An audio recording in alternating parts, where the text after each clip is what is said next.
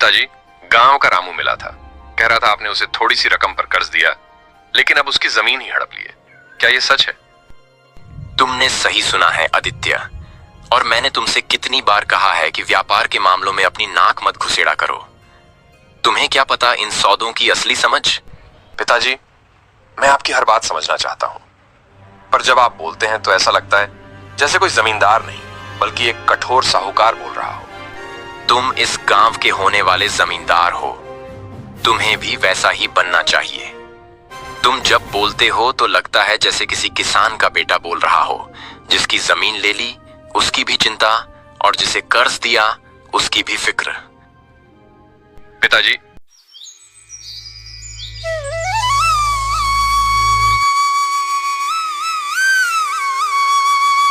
बहुत समय पहले की बात है। केशवनगर राज्य में एक अत्याचारी और निर्दयी जमींदार रहता था, सोमनाथ। उसके चेहरे पर हमेशा एक कठोर मुस्कान रहती थी और उसकी आंखों में लालच की आग जलती थी। गांव के भोले भाले लोग उससे डरते थे, लेकिन मजबूरी में उससे कर्ज भी लेते थे। सोमनाथ गरीबों को ऊंचे ब्याज पर कर्ज देता और जब वो चुका न पाते तो उनकी जमीनें, घर और कभी कभी तो उनके मवेशी तक हड़प लेता। अरे मालिक, मुझ पर थोड़ी सी दया कीजिए।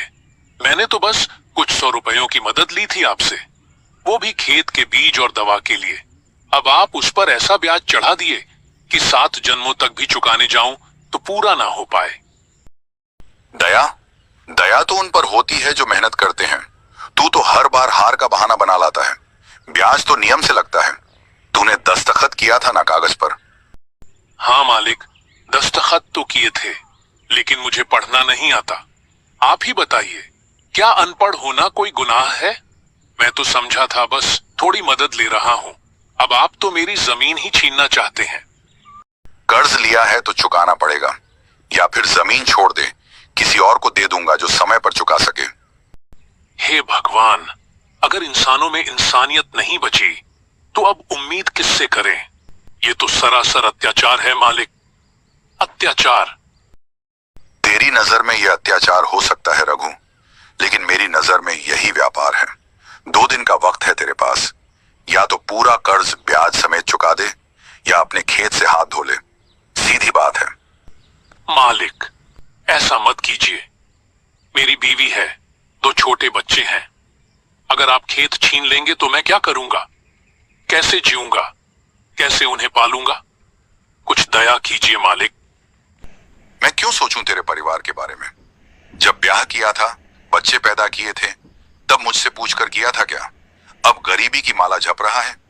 जब कर्ज लिया था तब बोला था जल्दी चुका दूंगा। अब चला आया रोने, निकल बाहर, इससे पहले कि धक्के देकर निकालूं। भैया, यह सब मुझे कर्ज लेने से पहले समझ जाना चाहिए था, लेकिन मजबूरी थी। सारा गांव जानता है कि सोमनाथ जब भी कर्ज देता है तो उस पर भारी ब्याज लगाकर लोगों को बर्बाद कर देता है। राघु चुपचाप सिर झुकाकर आंसू बहाते हुए वहां से चला जाता है। एक दिन गर्मी अपने चरम पर थी। सोमनाथ अपनी आलीशान हवेली के आंगन में चौकड़ी मारकर बैठा हुआ था। गांव का एक गरीब किसान कांपते कदमों से भीतर आया। तभी, अरे रामू, आज फिर हवेली की चौखट पर? लगता है इस बार अपनी झोपड़ी भी मेरे नाम करने आया है। जमींदार साहब, मेरी बेटी की शादी तय हुई है। 2 दिन में बारात आने वाली है, मगर मेरे पास एक कौड़ी भी नहीं बची। तो क्या चाहता है? फिर से कर्ज? हाँ मालिक, थोड़े पैसे की जरूरत है। वादा करता हूँ इस बार पूरी मेहनत से चुका दूंगा। ठीक है रामू, तेरी बेटी की शादी के लिए मैं तुझे 500 रुपए दूंगा, मगर इस बार जमानत में तेरी जमीन की आखिरी पट्टी चाहिए। मगर मालिक, वो तो मेरे बाप दादाओं की जमीन है। फिर जा, बारात बिना दुल्हन के लौटे, मुझे कोई फर्क नहीं पड़ता। सोमनाथ की शर्त मानते हुए रामू ने अपनी आखिरी बची हुई जमीन की पट्टी पर दस्तखत कर दिए। मन भारी था, पर बेटी की शादी किसी तरह खुशी खुशी संपन्न हुई।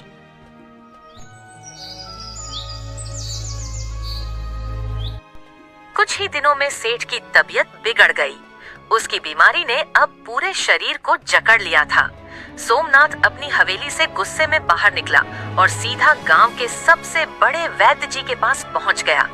वैद्य जी ने उसे देखा तो मुस्कुराते हुए बोले, अरे भीमसेन, कल ही तो जड़ी बूटी दी थी, कोई असर नहीं हुआ क्या? पिछले 5 सालों से मैं जड़ी बूटियों को खाते खाते थक चुका हूँ वैद्य जी। ये बीमारी है कि ठीक होने का नाम नहीं ले रही। कुछ ऐसा दीजिए जिससे मैं तुरंत ठीक हो जाऊं। सोमनाथ, तुम स्वस्थ हो सकते हो, लेकिन जो उपाय मैंने पहले बताया था उसे तो तुम मानने को तैयार नहीं हो। आपके उस घटिया उपाय में मेरी कोई दिलचस्पी नहीं। आप चाहते हैं कि मैं गांव वालों की जमीन वापस कर दूं और उन्हें कर्ज पर ब्याज लेना बंद कर दूं? यह असंभव है। तो सुनो सोमनाथ, जैसे तुम्हें अपने कर्मों पर घमंड है, वैसे ही मुझे भी अपने ज्ञान पर विश्वास है। तुम्हारी बीमारी लाइलाज है, चाहे किसी बड़े वैद्य के पास चले जाओ, कोई असर नहीं होगा। मैंने वो उपाय इसलिए बताया था क्योंकि तुम्हें एक जानलेवा बीमारी है। अगर तुम गरीबों की छीनी हुई जमीन लौटा देते तो शायद उनकी दुआएं तुम्हें बचा लेती, लेकिन अब तुम्हें अपने कर्मों का फल इसी जन्म में भुगतना होगा। उपदेश देना बहुत आसान है वैद्य जी, और हर उपदेश मुझे ही क्यों दिया जाता है? अरे हमारे राज्य का राजा विक्रम भी तो बहुत क्रूर है, उसे जाकर ये उपदेश क्यों नहीं देते? चाहे राजा हो या जमींदार, कोई भी कर्मों के फल से नहीं बचता। आज तुम भुगत रहे हो, कल विक्रम भी भुगतेगा। सोमनाथ बिना उत्तर दिए भारी कदमों से अपनी हवेली की ओर चल पड़ा। सोमनाथ हवेली की ओर पहुंच ही रहा था कि सामने से उसका बेटा अर्जुन आता दिखा। अर्जुन ने चिंतित स्वर में कहा, पिताजी, गांव का रामू मिला था, कह रहा था आपने उसे थोड़ी सी रकम पर कर्ज दिया, लेकिन अब उसकी जमीन ही हड़प ली है। क्या ये सच है? तुमने सही सुना है आदित्य, और मैंने तुमसे कितनी बार कहा है कि व्यापार के मामलों में अपनी नाक मत घुसेड़ा करो। तुम्हें क्या पता इन सौदों की असली समझ? पिताजी, मैं आपकी हर बात समझना चाहता हूं, पर जब आप बोलते हैं तो ऐसा लगता है जैसे कोई जमींदार नहीं बल्कि एक कठोर साहूकार बोल रहा हो। तुम इस गांव के होने वाले जमींदार हो, तुम्हें भी वैसा ही बनना चाहिए।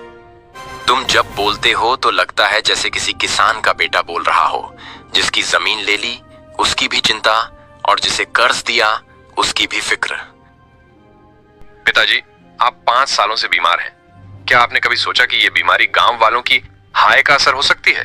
क्या आपको लगता है कि जिस खेत से आपने अन्न छीना, उसी खेत की माटी की बद्दुआ आपके शरीर को खा रही है? गरीबों की दुआएं लीजिए पिताजी, बद्दुआ नहीं, अब भी वक्त है। सोमनाथ कुछ कहने ही वाला था कि अचानक उसे जोर की खांसी उठी। वो झुक गया, उसकी खांसी में खून आने लगा। अर्जुन घबरा गया और चिल्लाया, पिताजी, पिताजी, आप ठीक तो हैं? आदित्य हांफता हुआ भीतर आता है। वैद्य जी, जल्दी आइए, पिताजी की तबीयत बहुत खराब हो गई है। उन्हें फिर से खांसी उठी और इस बार खून भी आया है। मैं डर गया हूं वैद्य जी, कुछ कीजिए ना। आदित्य, मैंने पहले ही कहा था, तुम्हारे पिता की बीमारी केवल शारीरिक नहीं है, यह उनके कर्मों की बीमारी है। जब तक वो दूसरों का दुख दूर नहीं करेंगे, तब तक उनकी पीड़ा और बढ़ेगी। मुझे आपकी बातों पर अब यकीन हो गया है वैद्य जी। मैं जानता हूं मेरे पिताजी ने गलत किया है, लेकिन क्या अब कुछ किया जा सकता है? क्या कोई उपाय है? उपाय तो है आदित्य, पर यह औषधि से नहीं, पश्चाताप से काम करेगा। उन्हें खुद अपने गुनाह कबूल करने होंगे, जमीनें लौटानी होंगी और उन गरीबों से माफी मांगनी होगी जिनकी आह ने उन्हें बीमार बनाया है। तब शायद दुआएं उनके प्राण बचा लें। एक दिन सोमनाथ की हवेली अंदर बिस्तर पर पड़े कांपते हुए अगले दिन, आदित्य, मैं मरना नहीं चाहता बेटा, लेकिन ये खांसी, ये खून मुझे खत्म कर देगा। तो सुन लीजिए पिताजी, आप मरना नहीं चाहते तो आपको वो सब लौटाना होगा जो आपने छल से लिया। रामू की जमीन, गंगू की बैलगाड़ी और जो जो आप लूटते आए हैं, सब। क्या इतना कर देने से मैं बच जाऊंगा?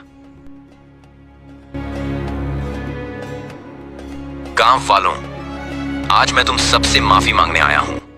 मैंने लालच में बहुत कुछ छीना है, लेकिन अब मैं अपनी सारी जमीनें, सारी संपत्ति उन लोगों को लौटाता हूं जिनकी वो असल में थी। मैंने तुम्हारी बद्दुआएं पाई हैं, अब मुझे तुम्हारी दुआओं की जरूरत है। क्या तुम मुझे माफ कर सकोगे? गांव का एक आदमी आगे आता है, हाथ जोड़कर कहता है, माफ किया मालिक, अब आप हमारे मालिक नहीं, हमारे भाई हैं। सोमनाथ की खांसी अब हल्की हो चुकी है। उसके चेहरे पर पहली बार शांति है।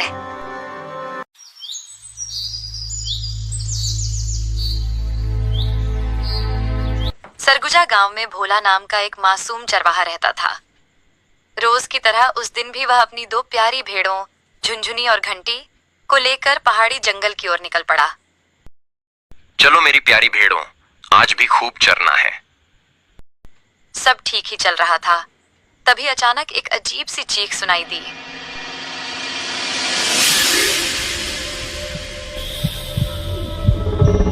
इतनी डरावनी कि पेड़ों की पत्तियां तक कांप गईं।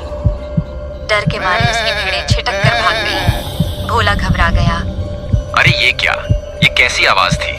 मेरी भेड़ें कहाँ चली गईं? अगर वो नहीं मिली तो घर जाकर बीवी का सामना कैसे करूंगा?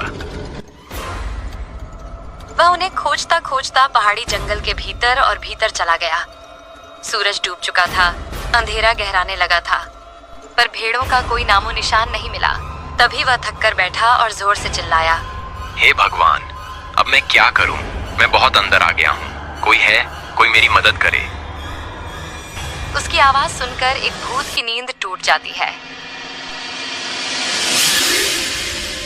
लगता है आज मेरा शिकार खुद ही आ गया। भूत ने झटपट भोला के शरीर में प्रवेश कर लिया, लेकिन आज भोला कोई और ही रूप ले चुका था। अरे ये मुझे क्या हो रहा है? चलो घर चलते हैं। वो जब रात को घर लौटा, फुलवा बहुत गुस्से में थी। भोला की पत्नी फुलवा दरवाजे पर खड़ी थी, गुस्से में तमतमाई हुई। आ गए हुजूर, कहाँ थे इतने समय से? और ये भेड़ें कहाँ हैं? चुप रह, बहुत बोलती है तू। खाना ला, भूख लगी है। तुम्हारी इतनी हिम्मत, मैं बताती हूँ तुम्हें। लेकिन आज भोला कोई और ही रूप ले चुका था। अब तू मुझे मारेगी? रुक, तुझे दिखाता हूँ। मर गई रे, कोई बचाओ। अगली सुबह। सुनिए, सुबह हो गई है, काम पे नहीं जाना क्या? तेरी इतनी हिम्मत मेरी नींद खराब करती है। फुलवा डर के मारे घर से भाग जाती है। फुलवा पड़ोस में भाग जाती है।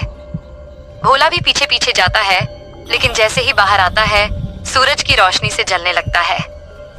आग, आग, मुझे अंदर जाना होगा। उसे देखकर एक पड़ोसी चौंक जाता है। ये क्या? भोला भैया धूप में जलने क्यों लगे? वह तुरंत बाकी गांव वालों को जाकर खबर देता है। लगता है भोला पर किसी भूत का साया है। चलो उसका सामना करते हैं। हाँ भाई, वो बदल गए हैं, बहुत डरावने हो गए हैं। क्यों न छत में छेद कर सूरज की रोशनी अंदर भेजें। गांव वाले छत में छेद कर देते हैं। सूरज की किरणें अंदर पहुंचती हैं। अरे नहीं, धूप मेरी कमजोरी, मुझे छोड़ दो। भूत, अगर तू खुद निकल जाएगा तो हम तुझे नुकसान नहीं पहुंचाएंगे। ठीक है, जैसे ही रात होगी मैं चला जाऊंगा। रात को भूत भोला के शरीर से बाहर निकलता है। मुझे माफ करना भोला, लेकिन मैंने तेरी पत्नी को सबक सिखा दिया। अब वो तुझे कभी नहीं सताएगी। भूत वहां से चला जाता है। भोला और फुलवा एक दूसरे को समझने लगते हैं। मुझे माफ कर दो, मैं आज के बाद भोला पर कभी हाथ नहीं उठाऊंगी। गांव वाले भी खुश होते हैं कि सब कुछ ठीक हो गया।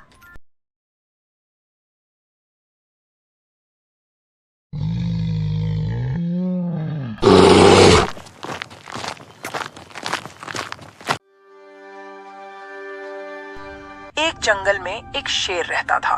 वह जंगल का राजा था और बड़ा बलशाली भी था।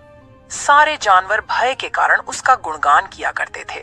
उसी जंगल में एक बुद्धिमान बंदर रहता था। वो शेर से डरता नहीं था और व्यर्थ में उसका गुणगान नहीं करता था। शेर की यह बात बुरी लगती थी। एक बार उसने बंदर को बुलाया और कहा, जंगल के सारे जानवर मेरी प्रशंसा करते हैं, तुम नहीं, ऐसा क्यों? मैं किस बात पर आपकी प्रशंसा करूं? मैं बलशाली हूँ। जंगल के सारे जानवर मुझसे डरते हैं। वनराज, मैं बल को नहीं बुद्धि को श्रेष्ठ मानता हूं। इसलिए मात्र बल के कारण मैं आपका गुणगान नहीं करूंगा। यह बात शेर को बुरी लगी और दोनों में विवाद हो गया। विवाद का विषय था बुद्धि श्रेष्ठ है या बल। शेर की दृष्टि में बल श्रेष्ठ था, किंतु बंदर की दृष्टि में बुद्धि। दोनों के अपने अपने तर्क थे। अपने तर्क देकर वे एक दूसरे के सामने स्वयं को सही सिद्ध करने में लग गए। बंदर बोला, शेर महाराज, बुद्धि ही श्रेष्ठ है। बुद्धि से संसार का हर कार्य संभव है, चाहे वह कितना ही कठिन क्यों ना हो। बुद्धि से हर समस्या का निदान संभव है, चाहे वह कितनी ही विकट क्यों ना हो। मैं बुद्धिमान हूं और अपनी बुद्धि का प्रयोग कर किसी भी मुसीबत से आसानी से निकल सकता हूं। कृपया यह बात मान लीजिए। बंदर का तर्क सुन शेर भड़क गया और बोला, चुप कर बंदर, तू बल और बुद्धि की तुलना कर बुद्धि को श्रेष्ठ बता रहा है। बल के आगे किसी का जोर नहीं चलता। मैं बलवान हूँ और तेरी बुद्धि मेरे बल के सामने कुछ भी नहीं। मैं चाहूँ तो इसी क्षण इसका प्रयोग कर तेरे प्राण ले सकता हूँ। बंदर कुछ क्षण शांत रहा और बोला, महाराज, मैं अभी तो जा रहा हूँ, किंतु मेरा यही मानना है कि बुद्धियों बल से श्रेष्ठ है। एक दिन मैं आपको ये प्रमाणित करके दिखाऊंगा। मैं अपनी बुद्धि से बल को हरा दूंगा। मैं उस दिन की प्रतीक्षा करूंगा जब तुम ऐसा कर दिखाओगे। उस दिन मैं अवश्य तुम्हारी इस बात को स्वीकार करूंगा कि बुद्धि बल से श्रेष्ठ है।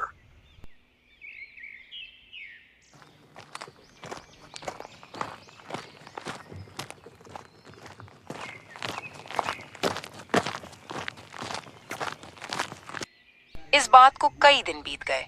बंदर और शेर का आमना सामना भी नहीं हुआ।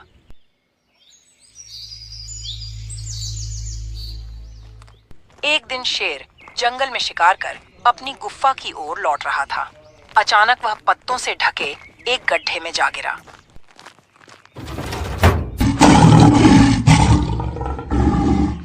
उसके पैर में चोट लग गई। किसी तरह वह गड्ढे से बाहर निकला तो पाया कि एक शिकारी उसके सामने बंदूक ताने खड़ा है। शेर घायल था। ऐसी अवस्था में वह शिकारी का सामना करने में असमर्थ था। तभी अचानक कहीं से शिकारी पर पत्थर बरसने लगे। शिकारी हड़बड़ा गया। इसके पहले कि वो कुछ समझ पाता, एक पत्थर उसके सिर पर आकर पड़ा। वह दर्द से तिलमिला उठा और अपने प्राण बचाने वहां से भाग गया।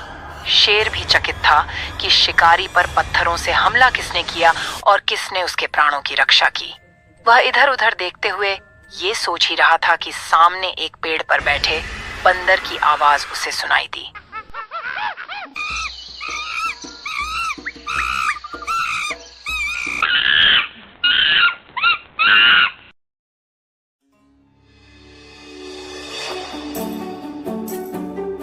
महाराज, आज आपके बल को क्या हुआ? इतने बलवान होते हुए भी आज आपकी जान पर बन आई। बंदर को देख शेर ने पूछा, तुम यहाँ कैसे? महाराज, कई दिनों से मेरी उस शिकारी पर नजर थी। एक दिन मैंने उसे गड्ढा खोदते हुए देखा तो समझ गया था कि वह आपका शिकार करने की फिराक में है। इसलिए मैंने थोड़ी बुद्धि लगाई और ढेर सारे पत्थर इस पेड़ पर एकत्रित कर लिए ताकि आवश्यकता पड़ने पर इनका प्रयोग शिकारी के विरुद्ध कर सकूं। बंदर ने शेर के प्राणों की रक्षा की थी। वह उसके प्रति कृतज्ञ था। उसने उसे धन्यवाद दिया।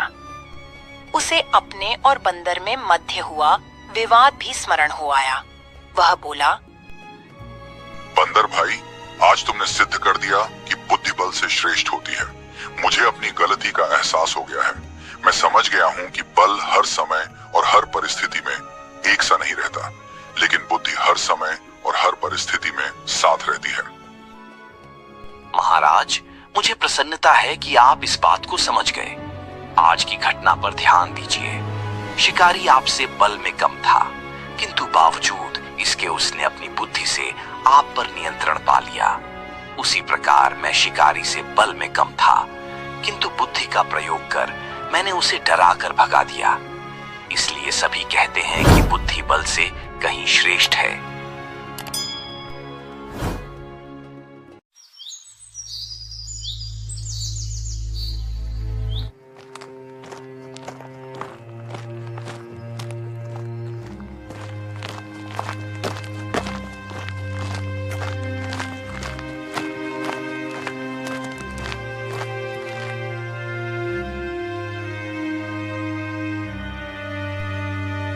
सुनिए जी, हमारे पास ना तो धन है और न ही ठीक से खाने का साधन। सुबह कुछ खा लें तो शाम का पता नहीं चलता। आखिर कब तक ऐसे चलेगा? मेरी मानिए तो विदेश जाकर पैसे कमाने की कोशिश कीजिए। हमारे बेटे का भविष्य इस तरह नहीं बन पाएगा। हाँ, कहती तो वैसे तुम सही हो, लेकिन फिर भी गांव छोड़कर जाना आसान नहीं है। सोचो ना, तुम्हारा और बेटे का ख्याल कैसे रखूंगा। आप फिक्र मत कीजिए, मैं सब संभाल लूंगी।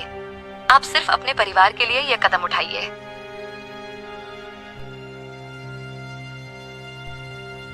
पत्नी की बात मानकर बंसी पैसे कमाने के लिए निकल पड़ा।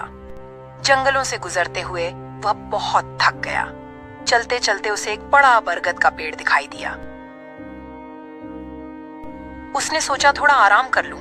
वह पेड़ के नीचे बैठ गया। तभी उसकी नजर एक बड़े सांप पर पड़ी जो पेड़ पर चढ़ रहा था।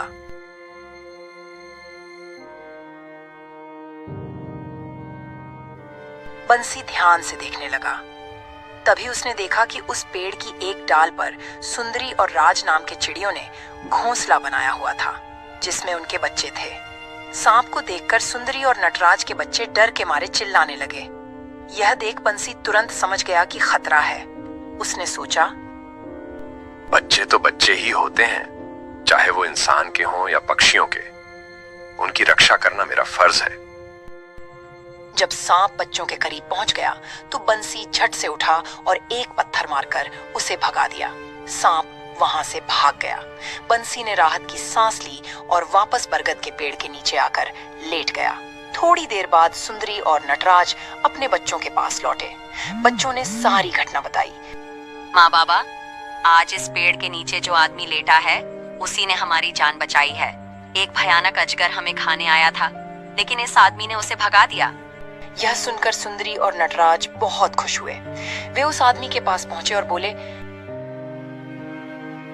हे मानव, आज तुमने हमारे बच्चों की जान बचाई है। हम तुम्हारे ऋणी हो गए हैं। बताओ, तुम कौन हो और कहाँ जा रहे हो? मैं एक गरीब इंसान हूँ और विदेश पैसे कमाने जा रहा था।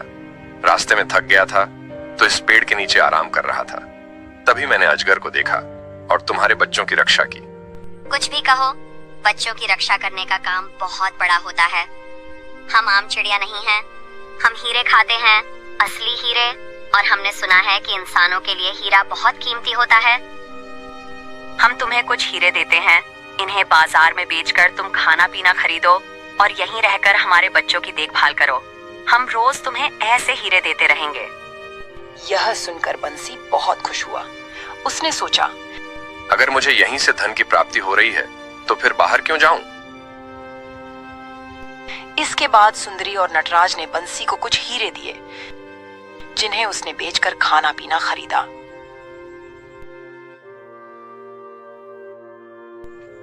बंसी ने पेड़ के नीचे ही एक छोटा घर बना लिया और वहीं रहने लगा।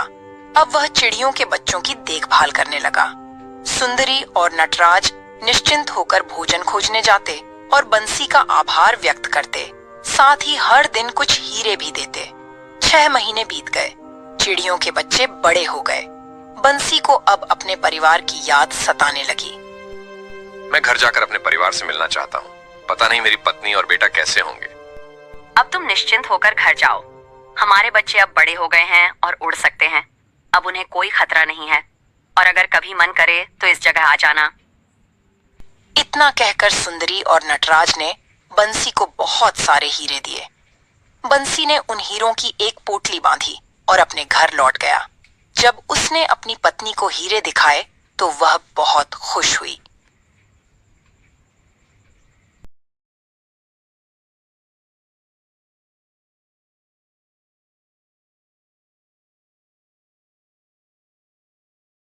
पिछले 6 महीने से मैं सुंदरी और नटराज नाम की चिड़ियों की सेवा कर रहा था।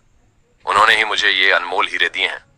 इन हीरों को बेचकर हम एक बड़ा सा मकान बनाएंगे, बेटे के लिए अच्छी पढ़ाई की व्यवस्था करेंगे और तुम्हारे लिए नए गहने भी बनवाऊंगा। बंसी ने जब बाजार में हीरे बेचे और घर लौटकर सब कुछ पत्नी को बताया तो दोनों की आंखों में खुशी के आंसू थे। नया मकान बन गया। बेटे राजा का अच्छे स्कूल में दाखिला हो गया। सब कुछ सुंदर चल रहा था, लेकिन जहां धन आता है वहां लालच भी अक्सर पीछे पीछे आता है। एक दिन गांव का एक चालाक आदमी लखीराम बंसी के घर आया। वह बंसी की बदली हुई हालत देखकर चौंका। अरे बंसी, तुम तो पहले हमारे साथ खेतों में मेहनत करते थे, अब तो जैसे राजा बन गए हो। भला ये सब कैसे हुआ? बंसी सीधा साधा था। उसने सारी कहानी लखीराम को बता दी, चिड़ियों की, हीरों की और अपनी सेवा की। लखीराम के मन में लालच आ गया। उसने उसी रात चोरी छिपे जंगल में जाकर उसी बरगद के पेड़ के नीचे डेरा डाल दिया। तुम कौन हो? मैं भी बंसी की तरह सेवा करना चाहता हूँ, मुझे भी कुछ हीरे दे दो। लेकिन चिड़ियों को उसकी बातों पर भरोसा नहीं हुआ। उन्होंने कहा, अगर तुम सच में सेवा करना चाहते हो तो पहले हमारी कुछ मदद करो। अगले दिन उन्होंने लखीराम से कहा, हमारे बच्चों को पास के तालाब तक ले जाओ और रास्ते में उनकी रक्षा करना। लखीराम को काम करने की आदत नहीं थी। उसने बच्चों को उठाया तो सही, लेकिन जैसे ही रास्ते में एक लोमड़ी आई, वो डर कर भाग खड़ा हुआ और चिड़ियों के बच्चे गिर गए। सौभाग्य से एक किसान ने उन्हें बचा लिया। जब सुंदरी और नटराज को यह बात पता चली तो उन्होंने कहा, तुम सेवा नहीं करना चाहते, तुम्हें सिर्फ हीरे चाहिए। लेकिन याद रखो, बिना सेवा, बिना नियत साफ किए सच्चा धन नहीं मिलता। लखीराम शर्मिंदा होकर वापस लौट गया। गांव में उसने बंसी से माफी मांगी और कहा, भाई, धन तो मिल सकता है, लेकिन तुमने जो विश्वास और सच्चा प्यार कमाया वह हर किसी के बस की बात नहीं। धन से बड़ा है सेवा का मन। मैंने किसी लालच में नहीं, बस मासूम बच्चों की रक्षा के लिए काम किया। शायद इसी का फल मिला।